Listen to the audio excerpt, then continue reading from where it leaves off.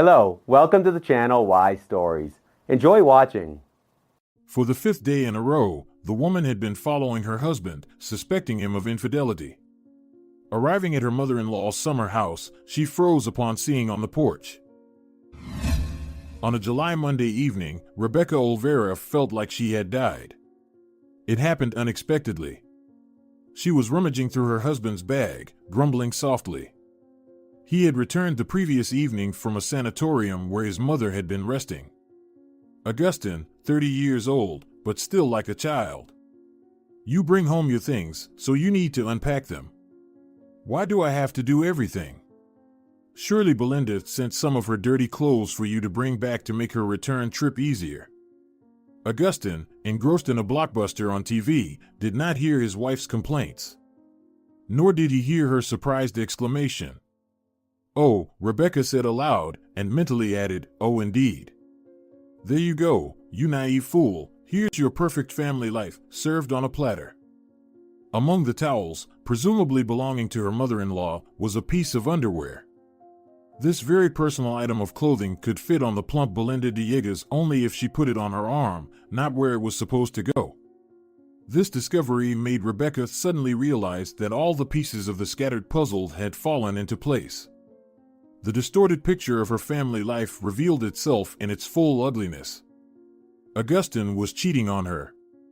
He covered it up with various respectable excuses, shamelessly betraying their relationship, disregarding their feelings, despite living together for 7 years and supposedly living well, overcoming different hardships together, celebrating each other's successes without the slightest hint of envy, without arguing about who contributed more to the family budget. Even the lack of children, which worried their mothers on both sides, was a conscious joint decision by the couple to wait. They truly thought there was no rush. Rebecca was only 18 when she got married, and only recently had she started thinking about having children. However, Augustine never brought up the topic, and she was too shy to even hint at it.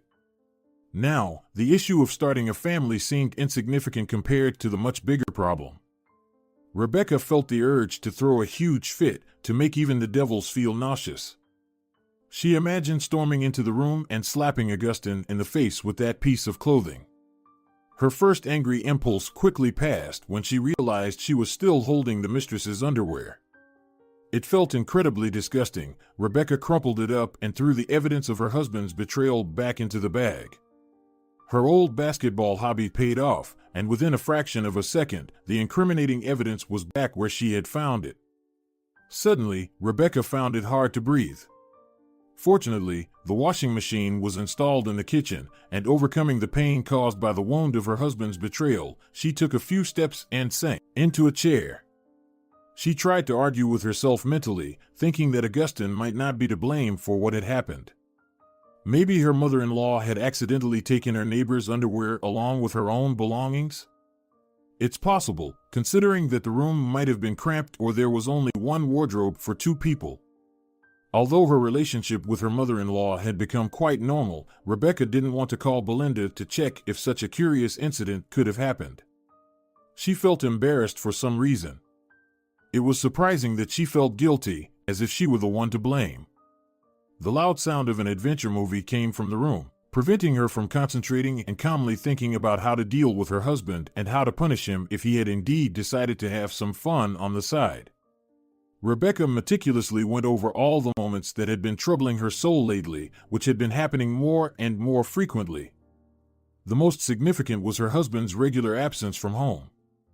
For about a month, Augustine had been spending almost all his free time without her, giving strange reasons for his absences.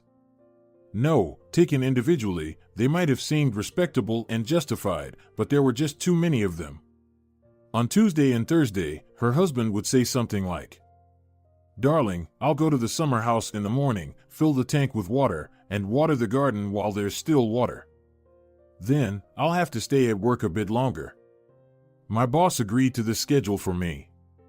The day before the weekend, Augustine would say he had promised to help a friend or that there was a team-building event at work. Yes, all these oddities had been going on for about a month, and in the past 2 weeks, Augustine had suddenly developed an acute sense of filial duty. While Belinda was recovering at a country sanatorium, Augustin would go to her apartment almost every other day to water her plants. He claimed it was because the weather was hot, the apartment felt like a sauna at midday, and his mother's favorite plants could suffer. Even Belinda herself didn't care for these violets as tenderly. Now, Rebecca clearly saw the oddity in her husband's behavior. Usually, the task of taking care of the plants fell on her shoulders, but not this year. Augustin, gently hugging his wife, would say she was already too tired, and it was no burden for him to handle these chores. Rebecca had even suggested moving her mother-in-law's beloved plants to the bathroom, where it was always cooler. She could turn on the grow lights there to ensure they had enough light. But her husband opposed this perfectly reasonable suggestion. He seemed to have a logical argument: water and electricity unattended weren't a good combination. Yet, her heart remained uneasy. Rebecca was deeply troubled and didn't know what to do. It would be good to talk to someone and get some advice, but whom could she turn to? The most obvious and at the same time the least suitable option was to call her mother. If her mother found out about her suspicions regarding Augustin's fidelity, she would be very upset, likely start taking tranquilizers, say that she never expected anything good from her son-in-law, then declare that all men are inherently unfaithful, and her blood pressure would rise. No, she couldn't worry her mother under any circumstances. Rebecca didn't have close friends with whom she could discuss such a delicate matter. Yes, she had many acquaintances, being a kind and friendly woman, but she wouldn't dare to confide in any of them. Sharing her domestic problems with colleagues was also a losing idea. Not only would it elicit unnecessary pity, but there would be no guarantee of keeping personal information confidential. Her reputation as a happy, successful woman would be at risk, and her company's CEO had a peculiar quirk: key positions, even in departments, could only be held by people with stable personal lives. In his view, a harmonious home environment positively impacted work performance.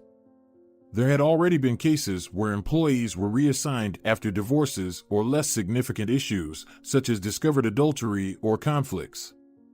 Of course, all formalities were observed, the person didn't seem to lose salary, and no bad records appeared in their work history, but Rebecca did not want to experience such changes. So, there was no one to offer advice on how to proceed, meaning she had to rely on her own wits. Gray spots danced before Rebecca's eyes, a sure sign of an impending migraine, and she frowned. Just what I need right now. If this ailment flared up, she'd be out of commission for a couple of days, and tomorrow she had a meeting with the commercial director. Everything was so untimely.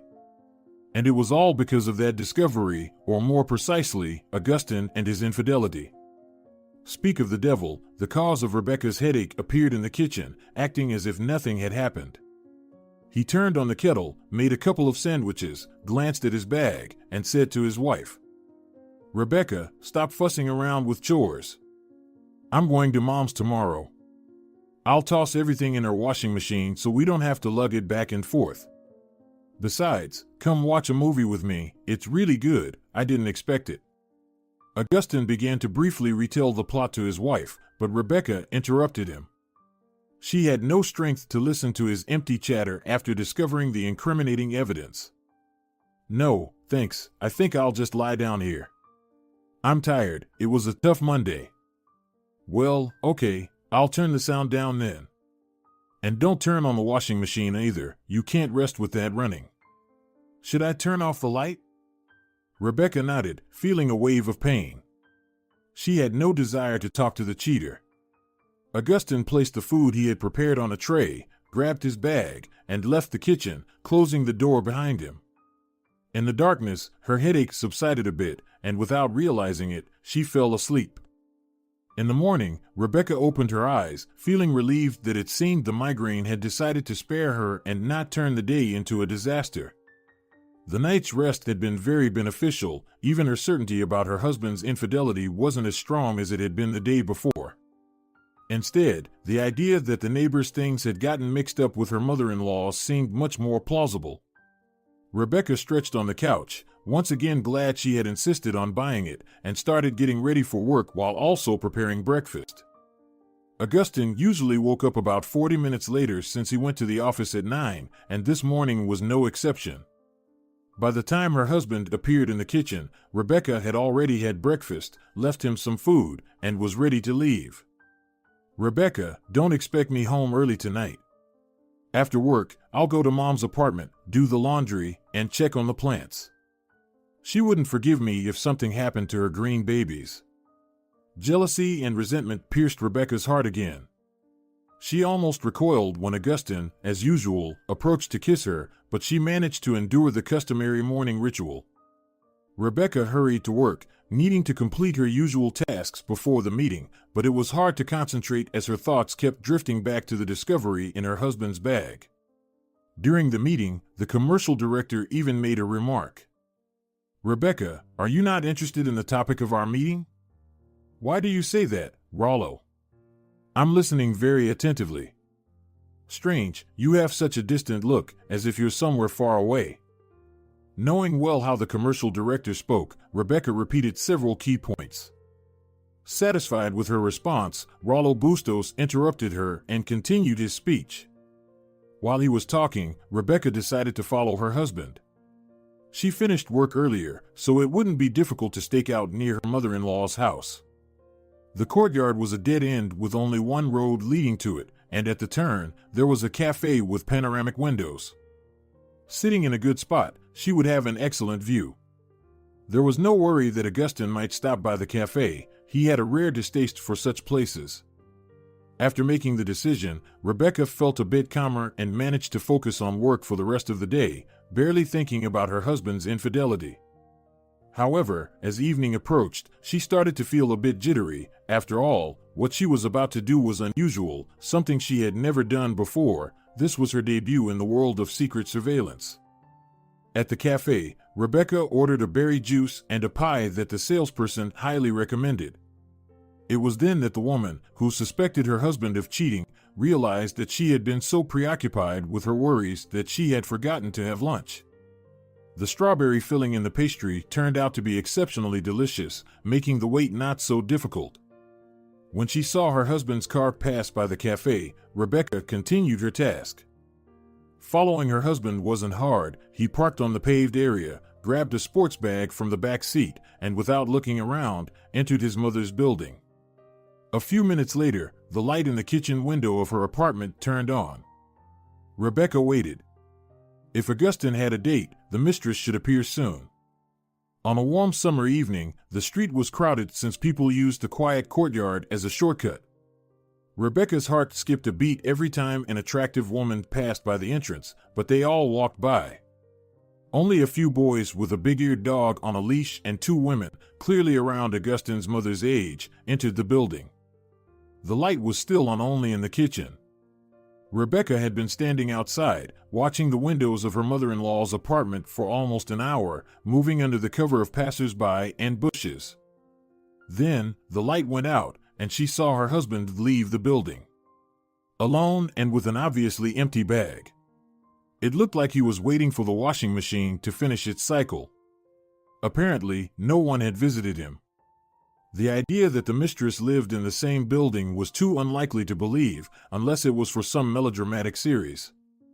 Rebecca hurried home, but on the way, she received a call from her husband. Augustin seemed genuinely concerned that Rebecca hadn't returned from work yet, and she told him she would be home soon. "All right, dear, try not to be late, because I want to order pizza, and eating it cold is not the same." Despite the comforting result of her surveillance debut, Rebecca decided to keep a close eye on her husband for a few more days. "It's not that hard, and I'll get to the bottom of this situation," she thought. "It doesn't matter that I don't have experience and Augustin might notice me. I'll explain somehow."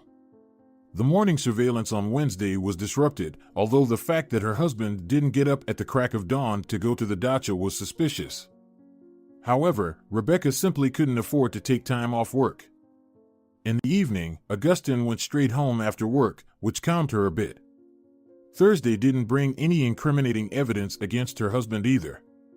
He had only visited his mother's apartment once in those days, as if he sensed his wife was watching him.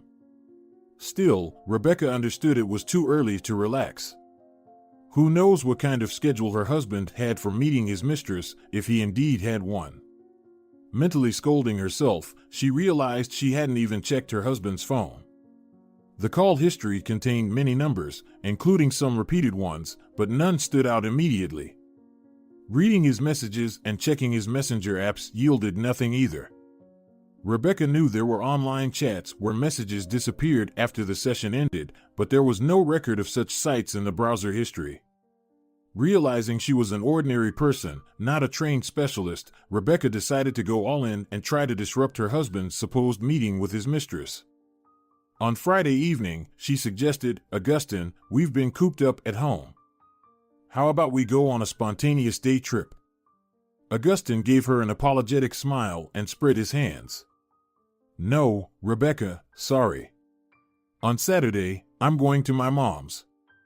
You understand, I'll be tired when I get back and won't feel like going out. And Sunday's no good either. My colleagues and I have planned to go to the football game. They built that stadium like a spaceship from a sci-fi movie. We have to see what our taxes are being spent on." Rebecca felt in her gut that her husband was lying. He had never shown an interest in watching a group of athletes chase a ball before, which meant her suspicions were correct. His meeting with the mistress was set for the weekend. She decided to go all in. "Listen, that's perfect. I'll go with you to Belinda's. It's awkward that I haven't visited her yet, and she's coming back from the sanatorium next week, if I'm not mistaken. Afterward, we can tour the area. It'll be a spontaneous trip for us." Augustine tried to dissuade her. "Rebecca, you weren't feeling well at the start of the week. I think you need to rest." Rebecca frowned. "Augustine, it's really rude not to visit my mother-in-law even once, plus I just need a change of scenery." Rebecca hoped to meet her mother-in-law's neighbor and was very insistent. Reluctantly, Augustine agreed to take his wife along on the trip to his mom's.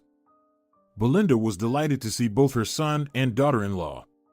They had a wonderful time walking along the well-maintained paths among the majestic trees, where even the summer heat felt less oppressive in the dappled shade. Lively little red squirrels, tamed by visitors and staff, amusingly hopped from branch to branch and came down to people for treats. Belinda had prepared seeds and nuts for the walk and handed them to Augustine and Rebecca. "Try feeding them yourselves, they're so funny, using their paws like hands." The squirrels fearlessly descended to the outstretched palms with treats, delicately took the food, and ate it carefully, glancing at people with their intelligent eyes. The tranquility of the walk filled Rebecca's soul with peace. However, on one of the paths, Belinda introduced Rebecca to a woman they met. "This is Andera Canez, my roommate."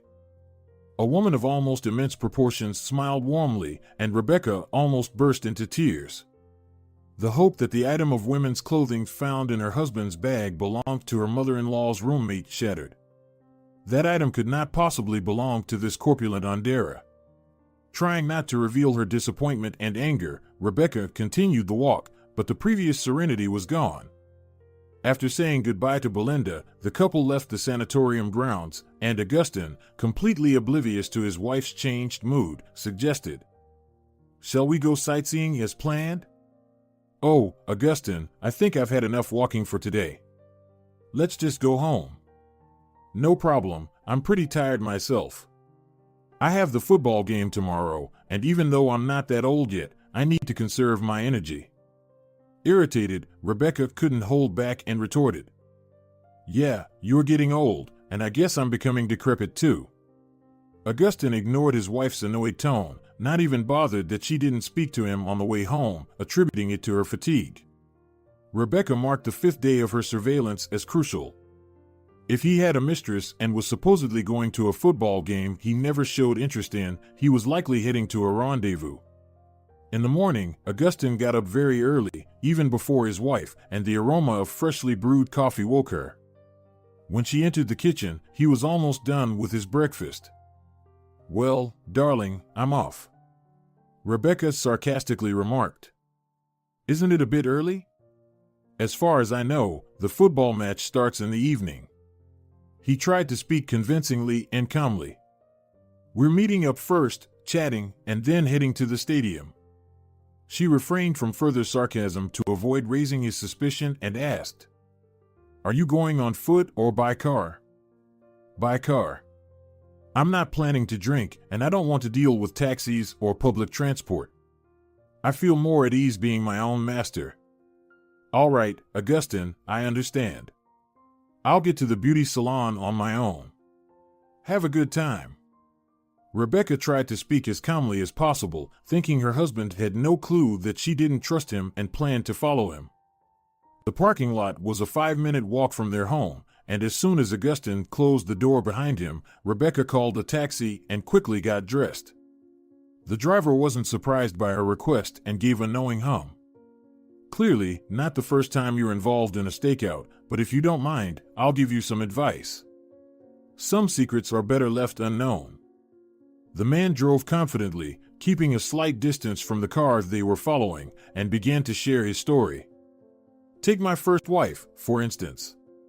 She'd always be running off somewhere, saying she was going to the store or a friend's place, but wouldn't come back until late at night and would go straight to the shower. Naturally, I thought she was freshening up after seeing a lover, that snake. Of course, I got all worked up. Who likes being a cuckold?" The driver, mirroring Augustine's maneuver, turned into the supermarket parking lot and, finding a good spot to watch from, killed the engine and continued his tale. "So, one day she tells me she's going to the store, and I think, no way, you're not fooling me. I followed her, only to find out she was visiting a children's home for the mentally disabled. She had a child there, had put him there because it was too hard for her. You can only judge her if you've faced such a tragedy yourself. Back then, I was playing the saint in a white coat, full of righteous indignation. How could they keep such a secret from me?" Both Soledad and her mother were silent, and I caught my wife right at the gate of that place and caused a scene. She didn't even try to justify herself, just said she knew we'd divorce, whether it was because of truth or lies. What difference did it make? Without asking his passengers' permission, the driver lit a cigarette and continued his confession, ignoring the growing ash column. "I don't know what I would have done if she had told me the truth from the start when we were dating. Maybe I wouldn't have married her, or maybe I'd have asked to meet the child. Now I think I could have understood everything if only Soledad had been honest with me. But no, she preferred to deceive me. What would you have done in my place? Could you have forgiven her?" Rebecca didn't know how to respond to the taxi driver, but her husband emerging from the store with 2 large bags saved her from having to voice her opinion. Moreover, her opinion wouldn't have been a redemption for the man anyway. Augustine, not expecting to be followed, didn't look around, quickly approached his car, placed the bags in the trunk, and drove off. The taxi driver, maintaining a small distance, followed silently, lost in his past memories. The car, their shared family vehicle, turned off the main road onto a familiar path for Rebecca. It was another 12 kilometers to the garden community Energetic, where Augustine's mother had been allocated a plot many years ago. Rebecca had been there even before she was engaged, when she had just started dating Augustine. Belinda hadn't burdened her much with work then, and even now preferred to handle the small greenhouse and other plantings herself. She no longer grew potatoes, having replaced them with berry bushes, honeysuckle, strawberries, currants, and raspberries. The novice detective waited to see where her husband would go. There was a chance Augustine might drive further, but no, their family car turned towards the garden plots, indicators flashing. Continuing the surveillance in a taxi would be too conspicuous. Rebecca asked the driver to stop, paid him, and hurried towards her mother-in-law's plot. "Good luck," wished the driver. "Remember, everything happens for the best."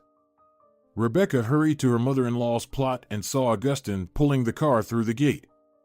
She quickly hid behind an overgrown lilac bush at a nearby abandoned cottage, from where she could see what was happening. Luckily, the street-facing fence at her mother-in-law's place had not yet been replaced with metal sheets, and everything was in plain view. Rebecca nearly screamed in anger when a woman in a crop top and shorts flounced onto the porch of the summer house. The woman's figures suggested she could easily be the owner of the incriminating garment Rebecca had found in Augustine's bag. Smiling, the lover took one of the bags from Augustine. It was clear they were familiar, but Rebecca couldn't make out their conversation. Filled with rage, she emerged from her hiding spot and marched towards the summer house, ready to confront her cheating husband and his mistress in front of the neighbors. But she froze in her tracks. Standing on the porch was Rebecca's father, whom she hadn't seen in almost a year. That was when he had cruelly told her mother that he had met someone else and was leaving, taking the family savings as compensation for his share of the apartment bought during the marriage. Rebecca had tried to influence her father, pleading with him not to make any rash decisions and to consider the blow he was dealing to his wife of 25 years. She threatened to cut off all contact if he destroyed the family.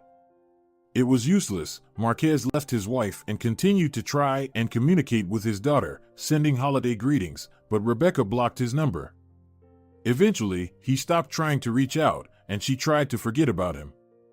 Later, meeting one of her father's colleagues, she learned that Marquez had resigned and left the city. Angelina might have lost her mind without her daughter's support. Rebecca practically moved in with her for several months, making sure she didn't do anything drastic. It wasn't easy to forget the happy years of marriage that were shattered by infidelity. Her mother wept on her shoulder. "Can you imagine? He said he met the love of his life. What was I to him, then? Just a passerby? An incubator for his only daughter?" Hearing this unexpected news and seeing her mother in such a state for the first time, Rebecca was in shock. She had always considered her parents' marriage unshakable, like a rock, but it turned out that years of family life could be easily undone. On one hand, Rebecca's heart felt lighter seeing her father embracing a woman she didn't know with tenderness, kissing her shoulder, and eagerly taking the bag from her. It was clear this was the same woman who had come between her parents, or as her father put it, the love of his life. Augustin, looking at this scene, seemed completely unbothered. The trio soon headed into the house. The door was left ajar, and Rebecca followed them inside, her voice trembling with anger as she greeted them. "Hello, everyone." She saw their astonished faces. Augustin was the first to react. "Rebecca, how did you get here?" "Oh, I was sitting at home, bored, and thought I'd join my husband at the football match. But it looks like you've got a tango for 3 here instead of a match. Or are some guys in shorts going to come out from the raspberry bushes and start playing ball?" "Rebecca, darling, hello." Marquez finally reacted. "I'm so glad to see you. Please, meet Eleonora. Eleonora, this is my daughter Rebecca, my pride and joy. I've told you so much about her." Rebecca quickly noted that the woman in the crop top and shorts was about her age and didn't hold back. "Oh, so this is the love of your life, the famous Eleonora with the golden hands, feet, or whatever part of her body charmed you. I can't say it's nice to meet you because I'm disgusted to see both of you. Augustin, you've really disappointed me. I never thought you'd host my deranged father and his girl at your mother's summer house. Don't talk about Eleonora like that." Rebecca's father was indignant. "Oh, as if she's some delicate flower. She didn't mind stealing a married man from his family. By the way, has Eleonora lost her shorts? My Augustin must have accidentally taken them along with the dirty towels since it's not convenient to do laundry here, or is Eleonora afraid to overwork her golden hands?" Marquez demanded, "Rebecca, stop it. Enough with the insults. Your husband is helping us at my request, and there's nothing wrong with that. Augustin is a wonderful and compassionate person. He is acting kindly, and I didn't expect such harshness and malice from you towards an innocent person. Well, I wouldn't call your Eleonora innocent. Taking a husband away from a stable and happy family, forcing him to quit a good job with a steady income, and making him live in a summer house with a bio toilet and a tank shower instead of a normal, comfortable apartment. Sorry, Dad, but he's not exactly in his prime. Yeah, that's really great. Maybe Eleonora should get a medal for her contribution to a happy life leading to the grave." Marquez's lover felt uncomfortable but remained silent. Rebecca's father didn't intervene in his daughter's angry tirade, and she redirected her anger towards her husband. "By the way, Augustin, does Belinda know her summer house has become a love nest?" Augustin lowered his eyes, and Rebecca didn't need any verbal response. It became obvious that her husband wasn't cheating on her with another woman but hadn't behaved much better. With Belinda's permission, he, out of a sense of male solidarity or some other reason, had been aiding her father and his lover. "So, you've been keeping this quiet," Rebecca gasped. "How long have you been hiding this love nest from me?" "A month, more?" "Daughter, calm down and let's talk," Marquez suggested. "It's not that simple." "Yes, I bought all sorts of treats," Augustin announced. "Let's discuss everything at the table." Rebecca didn't miss the chance to express her disdain for the woman who had wrecked her parents' marriage. "I'm not sitting at the same table with Eleonora." The young mistress shrugged and said, "Marquez, I'll go tend to the plants and pick some berries. Call me if you need any help."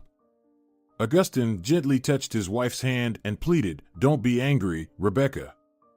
I couldn't do anything else. Marquez isn't a stranger, and he's done a lot of good for us." Rebecca pulled her hand away and didn't hold back. "Sure, a lot of good. I barely saved my mom after his betrayal. I was afraid she'd do something drastic, leave me an orphan, and all because of this Eleonora."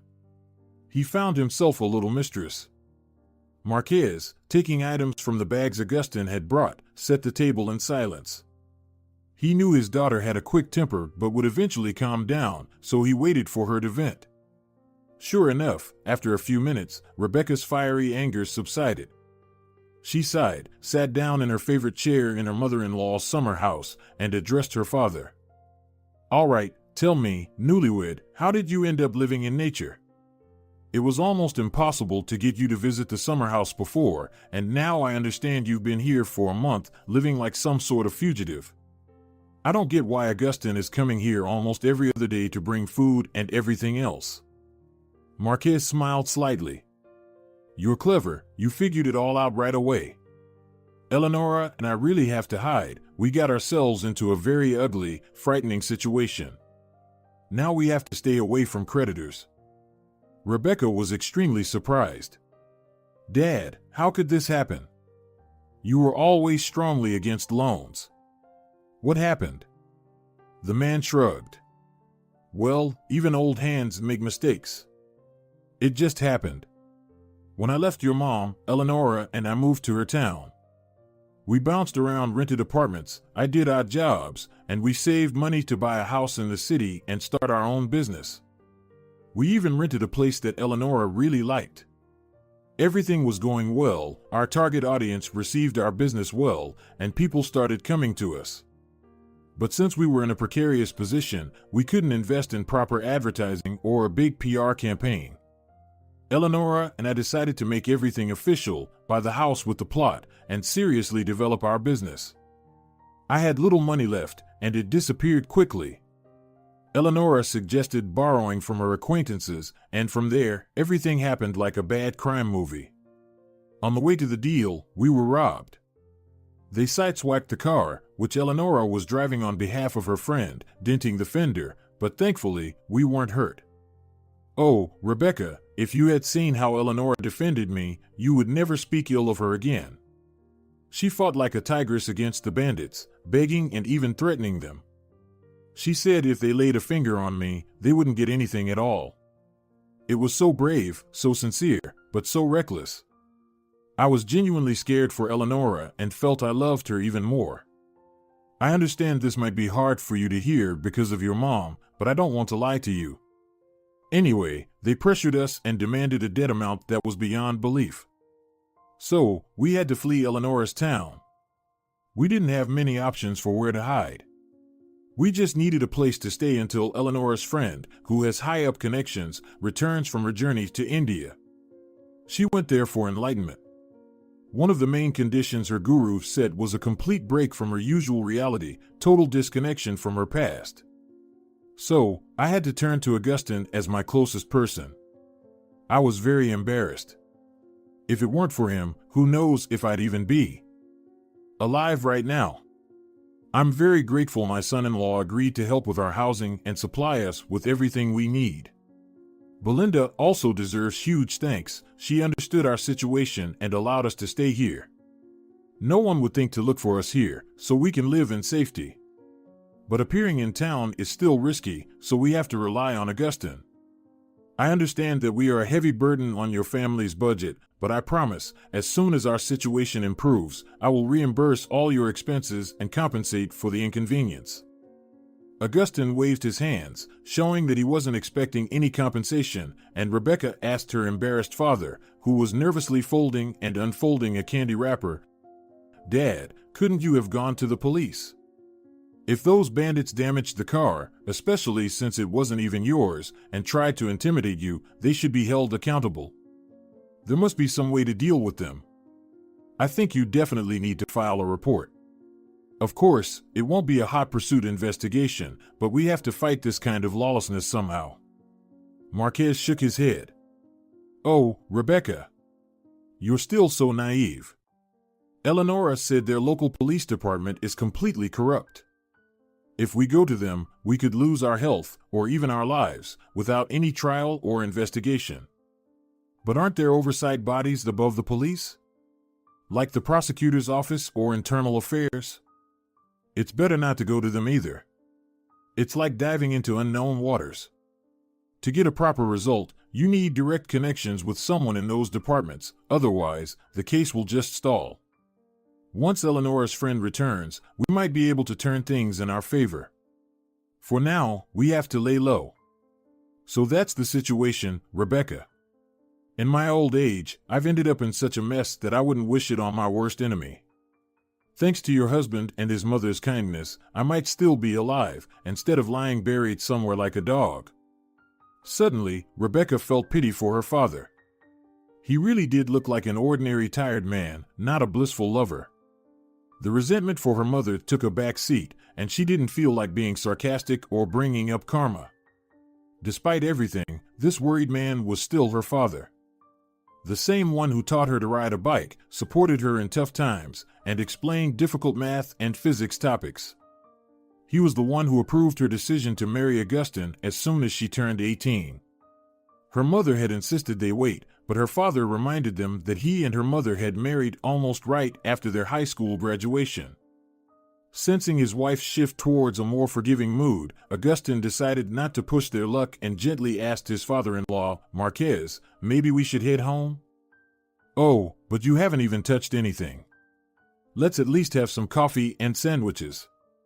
Marquez felt embarrassed, realizing he was offering to treat them at their own expense, and added, "Remember, Rebecca, how your grandmother used to say, defeated by your own methods." For the first time that day, Rebecca genuinely smiled.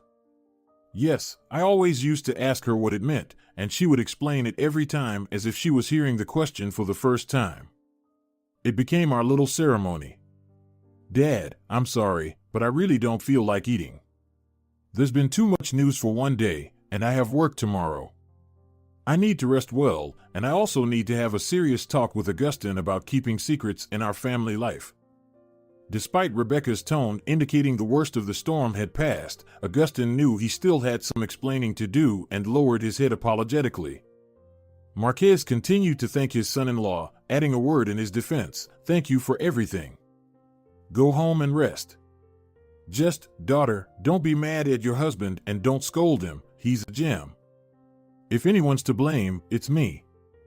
Rebecca left her favorite chair and hesitated, unsure of what to do next. Should she hug and kiss her father goodbye as she had for many years, or just say goodbye? Neither option felt right. The tension was broken by Eleonora, who entered the house with plastic containers filled with ripe berries. "Here, I picked these for you and Belinda. As far as I know, she should be back from the sanatorium soon. Marquez and I will figure out where to move by then so we don't inconvenience the rightful owner." Seeing her father's young lover reignited Rebecca's anger. "Look at you, managing other people's property so boldly, such a cheeky minx. Although it was already clear, you took a married man away from his family, and now you're just collecting and handing out someone else's berries, all while you make sure to take care of yourself, of course." Augustin wrapped his arms around his wife's waist and gently but firmly guided her toward the exit to avoid a confrontation between the women. Rebecca complied, suddenly realizing how exhausted she was from monitoring him and dealing with the overwhelming news. Marquez went to see his daughter and son-in-law to their car, signaling for Eleonora to stay behind to avoid provoking another outburst of hostility. On the way home, Rebecca tried to keep her irritation with the situation under control.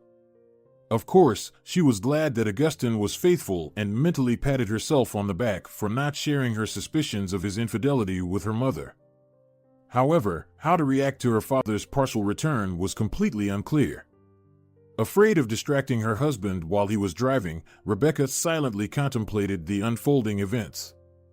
Moreover, she found her father's new partner particularly unappealing, as if she were being insincere. She brought the berries as though she had picked them from her own garden, generously wasting someone else's bounty. At home, Augustin tried to anticipate and fulfill every desire of his wife to improve her mood.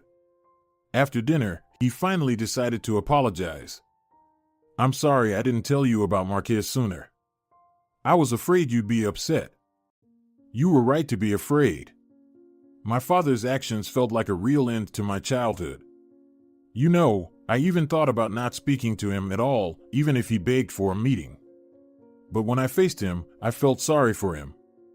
Oh, I'm afraid Eleonora clearly doesn't have the best intentions living with my father in that house with limited amenities." Augustin tried to justify his father-in-law's new partner. "Rebecca, you know you're judging her unfairly and with bias. Personally, I think Eleonora is very affectionate towards Marquez. She cooks for him, maintains the house, and overall, my dear, I think you're being overly critical. She had a very tough past but hasn't become bitter. Can you imagine? At 18, she had to take care of her elderly grandmother, a younger sister, and a little brother. Yet, Eleonora managed to get an education, albeit a vocational one, but in a sought-after field.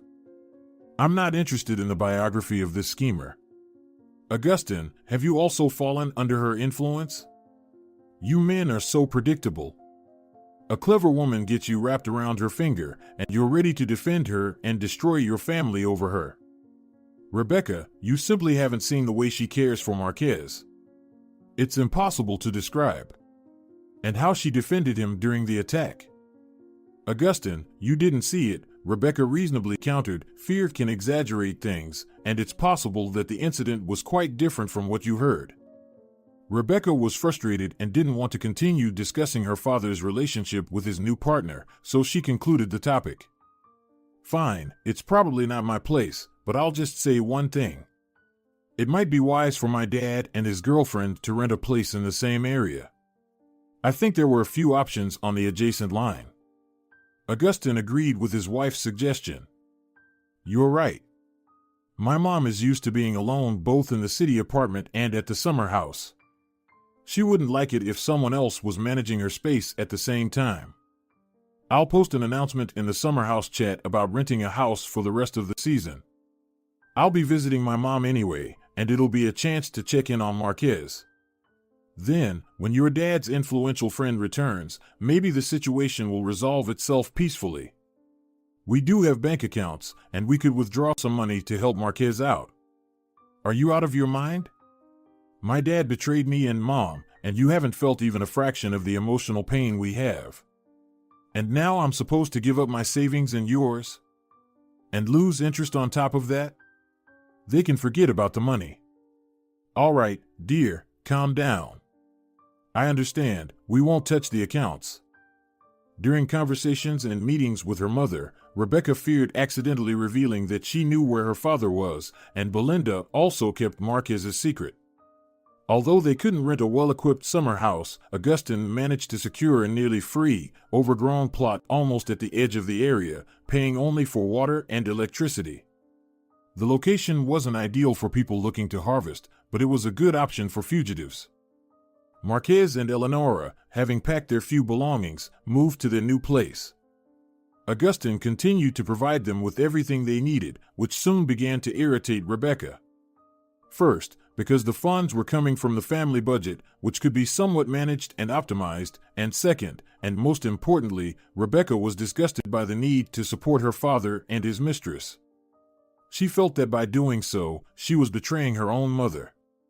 Keeping the secret became increasingly difficult, especially since her mother-in-law was planning to celebrate her anniversary at the summer house in early August. Rebecca was becoming more anxious, as the likelihood of an accidental encounter between her divorced parents was increasing, which was unacceptable. A week before the celebration, she asked Augustine to take her to the summer house so she could have a serious talk with her father. She wanted to firmly explain that the following weekend he and Eleonora should stay hidden in the house. Leaving her husband and mother-in-law on their plot, Rebecca went to the line of summer houses near the forest. Many of the owners of these 600 square meters had long abandoned them, and the street was almost impassable due to overgrown sea buckthorn and lilacs.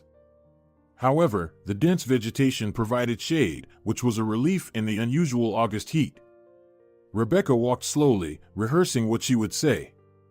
Almost at the entrance to the right plot, she heard Eleonora's annoying voice. Rebecca was about to barge in and rudely interrupt the conversation, but some sixth sense made her stop. The mistress's words were quite unexpected. "No, Rolando, I told you that it's not working out right now. This Rebecca is ruining the whole plan. If it weren't for her, I would have squeezed everything I could from these sheep already. Instead, we're stuck living in this rundown summer house, using an outdoor toilet, and bathing only when the water in the tank heats up. The worst part is having to look this old idiot in the eye. At least the heat is making him lose interest in me, so I don't have to share a bed with him. Although it's not really a bed here, it's more like a complete ordeal. Oh, my dear Rolando, you probably won't even recognize me after these few months. I haven't been to a spa, haven't gone to the gym, and haven't seen a stylist. I'm a complete mess, but it'll do for that fool Marquez. Once I convince him to sell his share of the apartment here, we'll have that money. Real estate prices here are almost like in the capital. With the money we got from the fake robbery, we'll be able to move somewhere nice by the sea." Eleonora's tone shifted from irritated to cooing, and Rebecca was almost impressed by how the cynical woman manipulated her conversation partner so artfully. However, this admiration would have been much stronger if Eleonora were an actress. As it was unclear when the father's mistress was lying. Rebecca was hardly surprised by what she heard. She had suspected something like this. Fortunately, she had the foresight to record Eleonora's speech. Although the quality on her phone wasn't great, it was still possible to make out everything. Towards the end of the conversation, Eleonora's speech turned into a series of exclamations. She talked about how much she missed Rolando, and Rebecca became very curious about how Eleonora would react if she learned that there was incriminating evidence against her. Holding back her initial impulse, Rebecca waited until the mistress had finished her conversation and then entered the gate. It was clear to Rebecca that Eleonora was extracting money, but since proving it was difficult, she decided to leave things as they were. The plan now was to provoke the greedy Eleonora and show her father the true nature of the woman who had destroyed their happy family. Thinking she wouldn't hear anything new, Rebecca opened the gate and was shocked by the metamorphosis. Eleonora chirped, apparently worried that an adversary might have overheard the conversation and reported to her father. "Oh, hello, Rebecca. Please come in, I made some soup. I think it's delicious. Let me treat you, and then your dad will come back. He went to the spring, thinking no one he knows would be there." Rebecca decided not to say everything she wanted and simply asked, "How long has Dad been gone?" "He'll be back soon." "Well, I'll take a walk for a bit. It's not very interesting here with you." Meeting her father on the forest path, Rebecca asked, "Listen to me and try to believe. Eleonora is just using you to get money. The attack on you was staged, and here at the summer house, she is hiding from a fake danger. Here, listen to the recording I made." Marquez listened to Eleonora's unguarded speech and his face changed. Rebecca felt sorry for him but didn't stop the recording. It was better to face the bitter truth immediately. "Yes, daughter, modern technology has come a long way. Admit it, You must have somehow faked Eleonora's voice to make me quarrel with her. Rebecca was disheartened. She realized her father's feelings for the shameless, unscrupulous liar were deep. Any attempts to tell or even provide visual evidence that the mistress intended to acquire luxury property at others' expense would be met with dissatisfaction and even scandal. She needed to somehow convince her father and open his eyes. "Dad, please, don't rush to get money for her. She'll come up with something else to cheat you. Then I'll set up a test. I'll say that we'll bring money to pay off the debts, and you and Augustine will watch her to see how she acts. It would be good to have a few strong guys to help us." "I think that's manageable, Dad," Rebecca replied. "Let's go to our place for now to discuss all the details." Not even glancing at his overgrown house, Marquez headed to his son-in-law's place with his daughter. They planned to lure Eleonora's accomplices out. That evening, Eleonora noticed again that Marquez was cold towards her but didn't pay it much attention. Her detachment suited her perfectly. It was only when Marquez informed her that the son-in-law had agreed to provide the money, but only in cash, that Eleonora nearly jumped for joy. "My dear, my sunshine, we'll be able to return to our usual way of life again. Isn't that wonderful?" Augustine was smiling. Everything was going exactly as they had planned. Thanks to a friend of his, he had managed to enlist the help of former Special Forces operatives for the sting operation.